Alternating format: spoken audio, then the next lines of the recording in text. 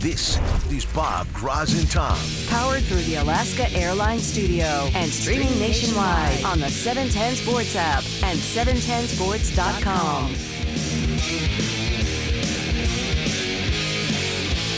Final hour of Bob, Groz, and Tom. We are going to talk Seahawks for this hour because we've got a man who knows a thing or two about the world of football. You hear him on the Seahawks broadcast, part of the pregame, halftime, postgame show, all of that good stuff, and you've heard him on this show many times. He's in studio with us, our buddy Big Ray Roberts. How are you, man? I'm doing pretty good, dude. I'm a little bit soaking wet.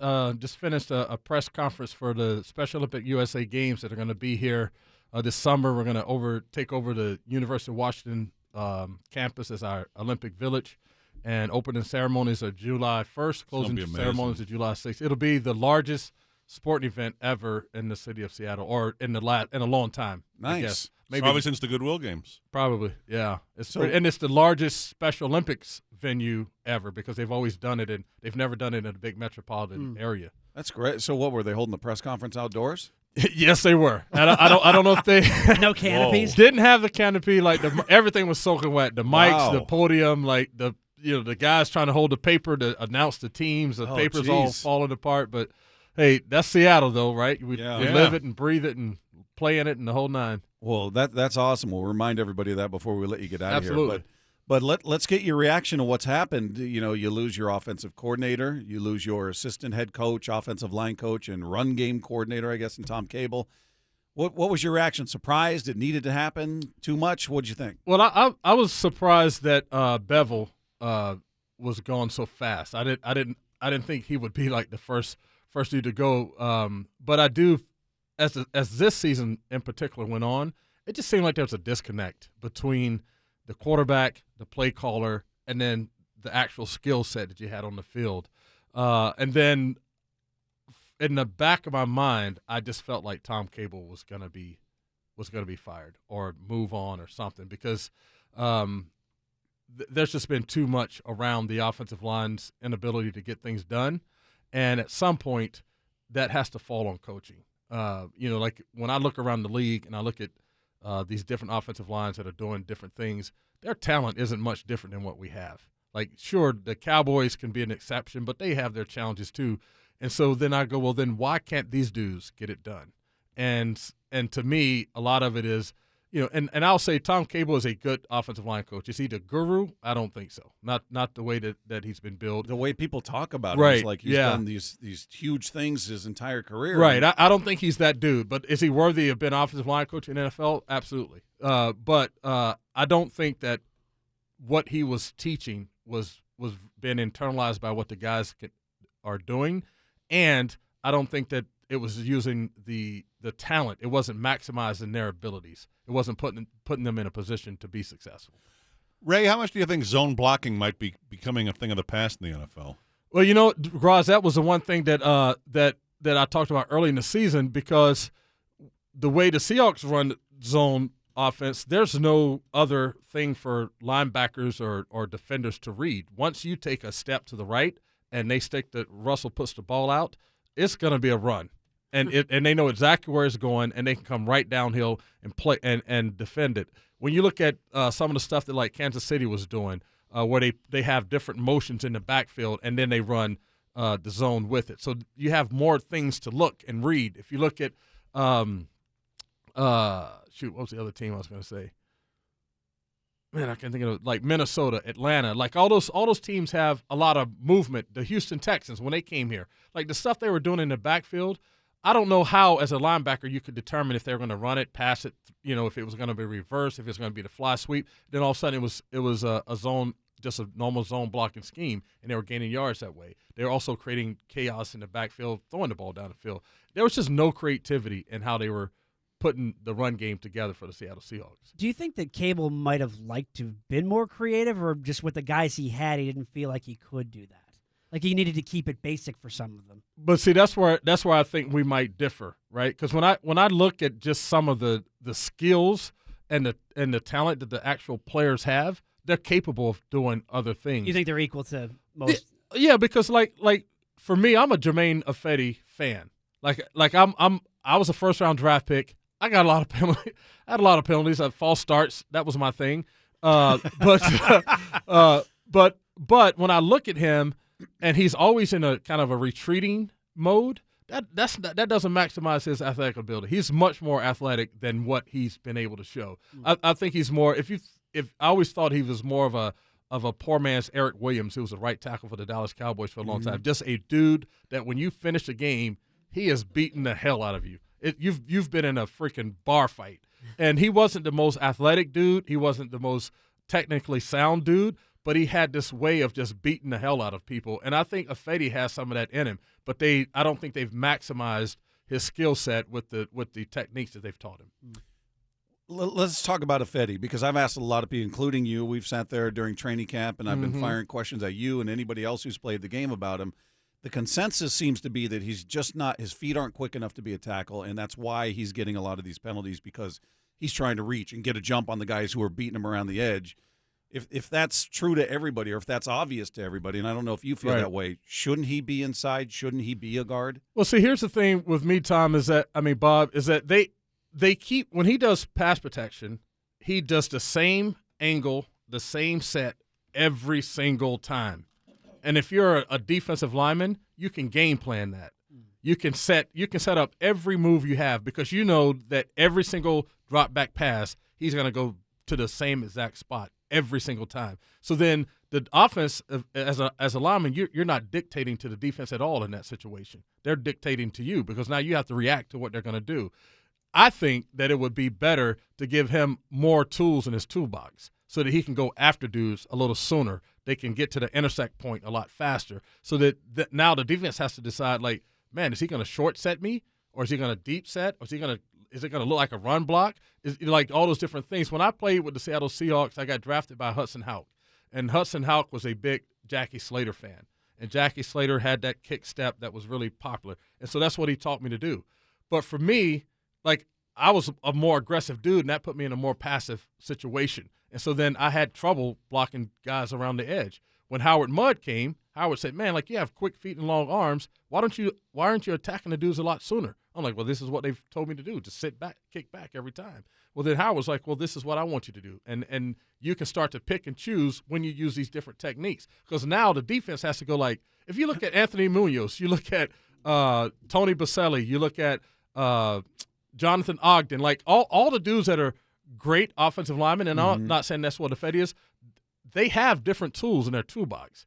Ifedi has one tool, kick straight back every single time. So do you think he's got the ability? It's the way he's being coached. You think his feet are quick enough to be on the outside? Yeah, because here's the other thing too, Bob, is like when Duane Brown came, as his tenure here got longer, and the more he was with Tom Cable, you could start to see some of his play deteriorate. And to me, I started going like, man, like, the technique is messing him up. When he first came here, he just blocked the way he always has, and he was doing great. Then all of a sudden, you can start to see the Tom Cable influences. So it's hard to explain on the radio, but if I'm the left tackle and I'm kicking out to my left to pass block, but I got my right hand kind of pointed inside towards the guard. Mm-hmm. Well, when someone comes speed rushing to the left outside, I have one arm. Yeah. I have one arm to stop him with. Or if someone decides to bull rush me, my chest is wide open. You know what I'm saying? So now imagine being a boxer and you're trying to throw a jab and your jab hand is already extended. Right. You can't put any power on that. And that technique has jacked up Duane Brown, and I think that's a technique that has really impacted Ifedi's ability to get to the outside on an edge rusher, because you have so much attention to the inside and then you're trying to stop a dude with one arm. It just doesn't – you can't do that. So you're suggesting that they'll bring in a new line coach, and what style would you if you were picking the style, what style would you have him teach? Well, I just think that you have to have more than one tool in the toolbox. You have to maximum like maybe there's some guys that can't go after folks like that. You know, they're better just sitting back and being patient. But I think Ifedi's athletic ability is moving forward. You know, like you can see that in like different athletes, like the different, like some dudes are just more athletic going forward. Some dudes are more comfortable being backwards or being lateral. Ifedi's athletic ability is in his ability to attack and then use his power and his strength and aggression on folks. And so I think you have to have someone that can maximize that type of skill, and then also give these guys different things to work with. If you look at Jokel, you know, like Jokel he gets pushed back a lot. He doesn't. There's not a whole lot of power in what he does, but he's just sitting. He either steps back or he stays right where he is. He's never like kind of attacking the dude like in pass protection. So you're catching all the time. And these dudes are big, strong, and fast dudes. Like, you're not going to just sit back in a situation. Like, try to bench press with your arms already down at your chest and then them dropping the weight on you. Right. Like, you can't do it. Like, and that's essentially what's happening. Like, you're saying, like, okay, just sit back and let all of this force and power come into you, and then you try to stop it. You can't. You have to sometimes meet force with force. I was talking to Brock this morning about something. He was saying at the end of his college career, they went 6-6, and a bunch of coaches got fired, and he walked away from that season feeling guilty. Like, that's on me. Those guys' livelihoods, that's on me. I take responsibility for that. Is that something that athletes ever they think about after the fact? Like, man, my coach just got fired, whether it's head coach, coordinator, et cetera. Do you guys think about that way? Brock is a nice dude. I just put it that way because I'm not thinking that at all. Because I'm pretty sure if they were cutting me or firing me, the coach isn't going like, "Oh man, I let that dude down. I feel really bad that he." Oh, because it's not a two-way street. Absolutely, it's not a two-way street, man. They're just chewing you up and spitting you out. I have. If my coach gets fired, man, too bad. It's a league. People get fired, people get cut. Coaches get fired, players get cut. And so, I mean, God bless Brock. Like, great, that's cool. But I promise you, I've been on staffs that have had coaches fired and this, that, and that thing. Sorry, dude. Like, get the next dude in here and let's go to work. Plus, the way you're describing it, you're saying that Cable may have underutilized these guys or didn't use them right. If you're Ifedi, for example, why would you feel bad about Cable getting fired if he used I would them be wrong? energized about who's going to come in to help Right. me get to the next level. You know what I'm saying? To up my game. And you know, like I said before, Tom Cable is a capable offensive line coach. I don't know that his skills or his technique and his philosophy worked with where the Seahawks are right now. I don't know if his voice just kind of just fell on deaf ears, you know, with who he has right now. And I just think it's time for something different. There needs to be a different approach because a lot of people will say, well, look who he had to work with. Well, he had a huge hand in choosing a lot of the dudes that he had to work with. So either something was wrong. If you're saying if they're not capable, then there's something wrong with his philosophy and how he's evaluating them. You know what I'm saying? So either way it goes, something has to fall back on him. And, you know, Doug Baldwin did this big thing about, hey, it's not the play caller, it's the players have to play better. Both of those things can be true, right? The players have to play better, and coaches can get fired because it's not working. You know what I'm saying? And so you should, as a player, say that players need to do better. But that doesn't mean that your coach doesn't need to be a different coach. Big Ray Roberts is our guest here with Bob Groz and Tom sitting in studio with us for the hour. I want to play a cut from Jake Heaps, who was on with the morning show today. And we were talking about sort of the unique nature of how the power structure is in this organization, how Tom Cable was the offensive coordinator or the offensive line coach, but also assistant head coach, also in charge of the run game.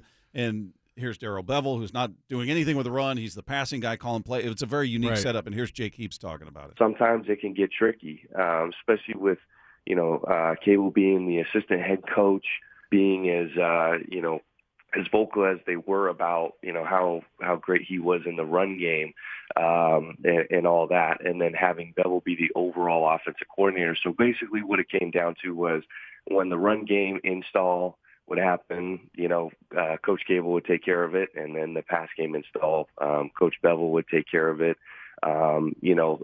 Cable would address the guys at one point, and then Bevel would address the group overall. How unique is that? Yeah, that's tough.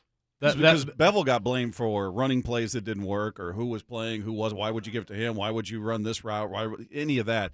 You're learning now how much Cable had a hand in the run game. Right, exactly. And I think that's what I was getting, I've kind of felt that all along. I didn't know that it was that segmented, which is pretty interesting. The only thing I can kind of relate it to in that situation, because I've never been in that, is that when I started coaching high school football, and I was with Luke Heward at Interlake High School, and Luke was like one of the early adopters of just spread it out and throw it to everybody. And so I was just like, dude, we have to run the ball at some point. I'm not up for just all this pass blocking stuff. We need some snot bubble games. You can't get that when you're just throwing the ball. And so I said, okay, well, he said, well, then design a running game.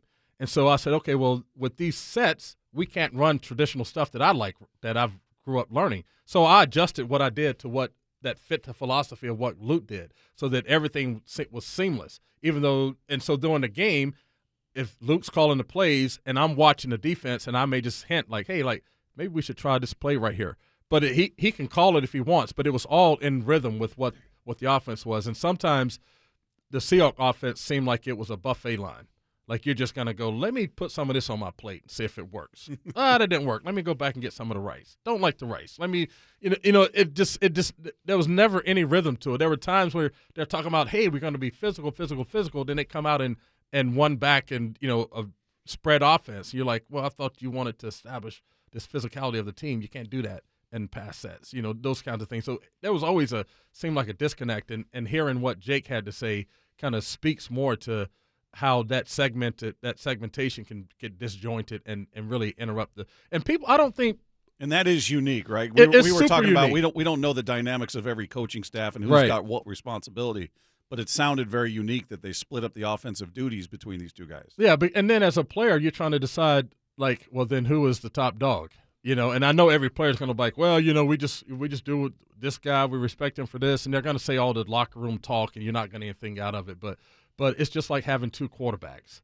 The locker room is going to be split over the two quarterbacks. I don't care how great of friends they are. I don't care what player says what, all the company lines. If you're having to decide between two quarterbacks and you're playing both of them, there's division in the locker room. And so in this situation, you have two coaches that are trying to run one offense. There's division. I don't care how there's going to be some players that are going to go like, man, I kind of like what we're doing with Coach Cable, and maybe we should do this with the passing game. There's going to be other guys saying, man, I like the way we're throwing the ball in these situations. Maybe we can adjust the run to this, or I'd rather lean towards these kinds of things. So they're never going to tell you that, but I guarantee you that it's happening. And the other thing too is I don't think that people understand how much play calling influence your mentality as a player. Like I can remember in Detroit, and they brought me in basically because I was slightly better run blocker than I was a pass blocker, and they wanted to improve that part of their game. And so we would start the game out, and I'm on the backside of plays chasing safeties, and I would go to the sideline and be like, "Hey, Sylvester Crooms," I'm like, "Can you let me get in the game?" And he's like, "What do you mean?" I'm like, "I haven't hit anybody.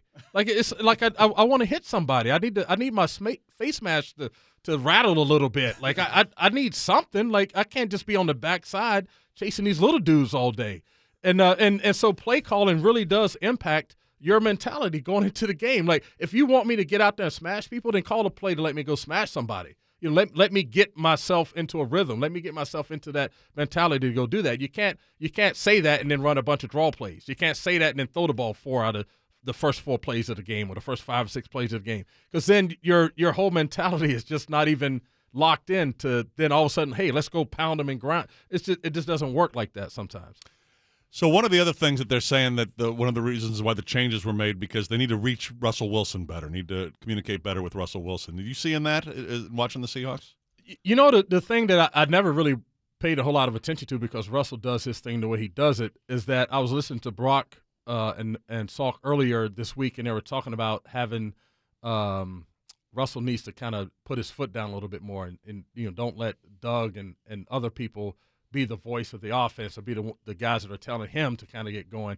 And that part I do agree with because the league has become so quarterback-centric that I think in his way he needs to kind of put his foot down and demand a little bit more. I love the positivity stuff to a point. Mm-hmm. and then sometimes it just doesn't feel real. It just feels like you're trying to maintain an image or a brand or whatever. And at some point, you just got to go like you have to let your guys know on the sideline some way, some form of fashion that it ain't working, and that you got to do better. You got to catch the ball. You have to block. You got to give me time. Like whatever it is, you have to kind of get in the grill and do that, man. It's not a.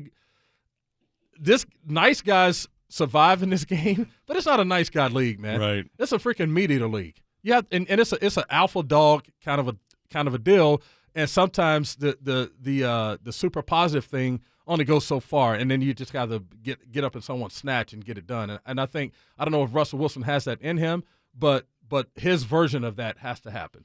I think that was probably truer for him when he was a younger player. Just come in here, mind your business, and let the defense take over. right? It was Yeah, different for well, him than- it's not even just letting the defense take over. It's just like his mentality with his receivers, what he demands from them, and how he demands it from them. Or going to the offensive line, and I've been with quarterbacks, good and bad, that will just come right into the thing and be like, man, y'all need to, and they use a few choice words, and they're not very happy. I've had backup running backs that come in from Ron Rivers. His son is a running back at Fresno State right now, but he was a backup for Barry Sanders. He didn't get a whole lot of reps. So when he came in, he wanted to make sure he was going to have a chance. And so you'd miss a block, and he'd come back to the huddle, and you're trying not to look at him, and he's a really short dude, so you can't bend down and get away from him because he's looking right at you. And he was just like, big man, like, come on, man, I don't get that many reps. You can't have the dude hit me right when I get the ball. You know what I'm saying? So, like, you have to be able to do that. You have to have those conversations, and people can't get in their feelings when it happens. Let me just tell you, we got about 15 texts saying, why is Ray not our offensive line coach? Why is Ray not working with the Seahawks? We'll ask him about that. We'll ask him about what moves should be made with his coaching staff and what moves may be made with the roster moving forward as well. You want to say something? No. You look like you're gearing up to say something. I just didn't want to speak for Ray and say that you had to be here the whole hour, but you are definitely welcome to do so. Oh, dude, I thought you were sweat. Now I'm good. I figured you came in here. I got the sweat on to top do of the that. rain. I got some real moisture happening. I thought it was already worked out. Sorry. I want to make sure we ask I'm about here, the brother. defense too. We haven't talked at all about All it. right, I'm yeah, right here. We got a lot of questions for you, man. I have a lot of answers. I don't know if they're the ones you want, but I have That's some. a perfect relationship then. This is going to really work out well. Ray Roberts in studio with us. We got more for him coming up with Bob Groz and Tom.